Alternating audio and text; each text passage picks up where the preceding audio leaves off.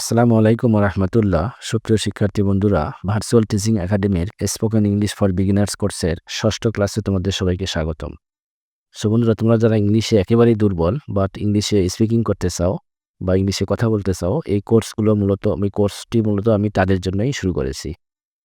So তোমরা যদি এই ক্লাসগুলো মনোযোগ সহকারে দেখো এবং সেই অনুযায়ী তোমাদের ফ্রেন্ড সার্কেলের সঙ্গে প্র্যাকটিস করো, সো ইনশাআল্লাহ তোমরা কিন্তু কোনো না কোনো একদিন মোটামুটি ইংলিশে স্পিকিং করতে পারবা। তাছাড়া এই কোর্সটির আরেকটি বিশেষত্ব হচ্ছে যে এই কোর্সের আন্ডারে যতগুলো ক্লাস আছে, ঠিক আছে, প্রত্যেকটা ক্লাসের নির্দিষ্ট কিছু স্ট্রাকচার নিয়ে আলোচনা করা হয়েছে এবং ওই স্ট্রাকচারগুলো ইউজ করে বা ব্যবহার করে কীভাবে সেন্টেন্স তৈরি করা যায় খুব সহজে, সেই কৌশলগুলো কিন্তু দেখানো হয়েছে। সো তোমরা যদি এই স্ট্রাকচারগুলো আয়ত্ত করতে পারো তাহলে তোমাদের আরেকটা লাভ হবে, সেটা হচ্ছে তোমরা ফ্রি হ্যান্ড রাইটিংয়ে মোটামুটি উপকৃত হবা। সো আশা করি বুঝতে পারছো। তো চলো তাহলে বন্ধুরা আমরা ক্লাসটি শুরু করি। সো বন্ধুরা, ক্লাসটি শুরু করার পূর্বে বা এই ক্লাসটি শুরু করার পূর্বে তোমরা অবশ্যই যারা এর আগের ক্লাসগুলো অর্থাৎ 1 থেকে 5 নম্বর পর্যন্ত যে ক্লাসগুলো আছে, ক্লাসগুলো যদি না দেখে থাকো তাহলে অবশ্যই কিন্তু ক্লাসগুলো দেখে নিবা। তা না হলে আজকে এই ক্লাসগুলো ক্লিয়ার বুঝতে পারবো না। অর্থাৎ এই কোর্সের আন্ডারে প্রত্যেকটা ক্লাসেই তোমাদেরকে সিরিয়ালি দেখতে হবে, তাহলে তোমরা উপকৃত হবে মোটামুটি।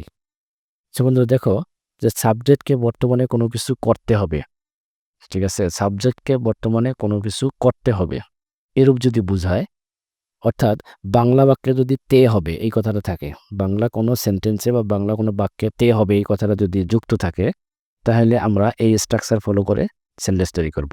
ঠিক আছে, এই স্ট্রাকচার অনুযায়ী সেন্টেন্স তৈরি করব। সেটা হচ্ছে কি, দেখো, প্রথমে লিখবো সাবজেক্ট, তারপর কি হ্যাভ হ্যাজ, তারপর 2 + V1।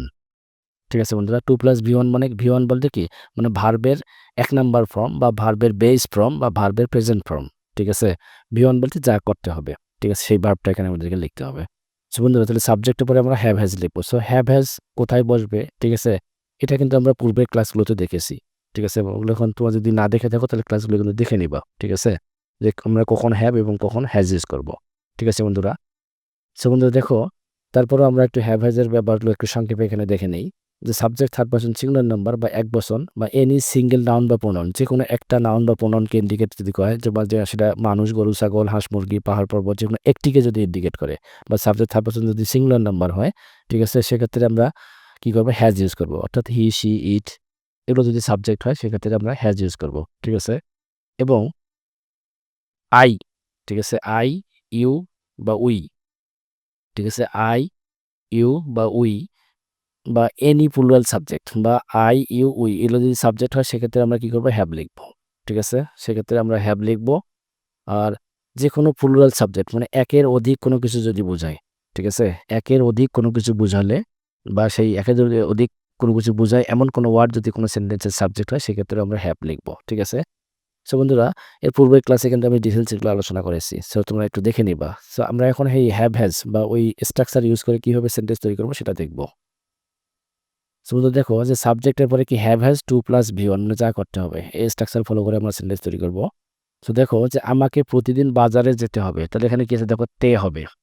আমি কিন্তু একটু আগে বলছি যে কি বাংলা বাক্যে যদি তে হবে কথা থাকে, দেখো তে হবে, এখানে আছে তে হবে, তারপর এখানে তে হবে, তে হবে, এই যে তে হবে, তারপর এই যে তে হবে, এরকম যদি থাকে সেক্ষেত্রে আমরা এই স্ট্রাকচার ফলো করে সেন্টেন্স তৈরি করব। সো আশা করি বুঝতে পারছো বন্ধুরা। তাহলে আমরা এখন একটু এক্সাম্পলগুলো দেখব। এক্সাম্পলগুলো দেখলে আমরা এই স্ট্রাকচারটা মোটামুটি ক্লিয়ার হয়ে যাব এবং কিভাবে সেন্টেন্স তৈরি করতে হবে সেটাও বুঝে যাব। আমাকে প্রতিদিন বাজারে যেতে হবে। আমাকে প্রতিদিন বাজারে যেতে হবে। তাহলে এখানে সাবজেক্ট হচ্ছে আমাকে, মানে আই। ঠিক আছে? তো আই সাবজেক্ট হলে কি হবে? হ্যাভ হবে। ঠিক আছে? তাহলে আই হ্যাভ, তারপর কি আছে? টু। এই দেখো, সাবজেক্ট আই, তারপর হ্যাভ হ্যাজ এর মধ্যে কি লিখলাম? আমি হ্যাভ লিখলাম। তারপরে যে টু, তারপর হচ্ছে কি যা করতে হবে। কি করতে হবে? মানে বাজারে যেতে হবে। তাহলে যাওয়ার ইংলিশ হচ্ছে গো। এই দেখো, গো। গো লিখেছি। গো এর কিন্তু বেস ফর্ম বা প্রেজেন্ট ফর্ম কিন্তু আমি লিখেছি বা V1 ফর্ম এখানে লিখছি। তারপর কোথায়? বাজারে। টু মার্কেট, প্রতিদিন হচ্ছে এভরিডে। ঠিক আছে? তাহলে I have to go to market everyday. ঠিক আছে বন্ধুরা? সো একইভাবে দেখো, এখানে আমাকে সত্য কথা বলতে হবে। ঠিক আছে? এখানে সাবজেক্ট হচ্ছে কি আই। তারপরে আই থাকলে কি হবে? হ্যাভ এর মধ্যে হ্যাভ হবে। তাহলে আই হ্যাভ, তারপর কি যে টু, এই টু, তারপর কি? সত্য কথা বলা। তাহলে বলার ইংলিশ হচ্ছে কি? স্পিক। ঠিক আছে? স্পিক, তাহলে স্পিক ভার্বের বেস ফর্ম হচ্ছে স্পিক। ঠিক আছে? বা প্রেজেন্ট ফর্ম হচ্ছে বা V1 ফর্ম হচ্ছে স্পিক। তাহলে আই হ্যাভ টু স্পিক সত্য কথা, the truth. I have to speak the truth. আমাকে সত্য কথা বলতে হবে। ঠিক একইভাবে দেখো, তাকে সময় মতো ঘুমাতে হবে। তাকে বলতে হি। ঠিক আছে? তাহলে he is third person singular number. সেক্ষেত্রে আমরা কি লিখবো? হ্যাভ হ্যাজ এর মধ্যে হ্যাজ। ঠিক আছে? তাহলে সাবজেক্ট হচ্ছে হি, হ্যাভ হ্যাজের মধ্যে কি হচ্ছে হ্যাজ, তারপর হচ্ছে এই টু, তারপর হচ্ছে ঘুমাতে, ঘুমানোর ইংলিশ হচ্ছে স্লিপ। তাহলে স্লিপের ভি1 বা বেস ফর্ম বা প্রেজেন্ট ফর্ম হচ্ছে কি ওই স্লিপ। তাহলে he has to sleep timely, সময় মতো। ঠিক আছে? সময় মতো ইংলিশ হচ্ছে টাইমলি। তাহলে he has to sleep timely. So আশা করি বুঝতে পারছো বন্ধুরা। নেক্সট যে সেন্টেন্সটা আছে, সুমনকে মোবাইল ফোন ব্যবহার করতে হবে। তাহলে সুমন, ঠিক আছে, থার্ড পারসন সিঙ্গুলার নাম্বার বা একজনকে বোঝাচ্ছে, যার কারণে আমি কি করছি এখানে হ্যাজ ইউজ করছি। তাহলে সাবজেক্ট হচ্ছে সুমন, হ্যাভ হ্যাজের মধ্যে হচ্ছে হ্যাজ, তারপর হচ্ছে এই টু, তারপর হচ্ছে কি ব্যবহার করা, ব্যবহার করার জিনিস হচ্ছে ইউজ। তাহলে ইউজ ভার্বের বেস ফর্ম বা ভি1 ফর্ম হচ্ছে ইউজ। তাহলে সুমন হ্যাজ টু ইউজ, কি ব্যবহার করতে হবে, mobile phone. Suman has to use mobile phone. ঠিক একইভাবে তাদেরকে নিয়মিত খেলতে হবে। তো তাদেরকে বলতে কি দে, ঠিক আছে, সাবজেক্ট হচ্ছে দে।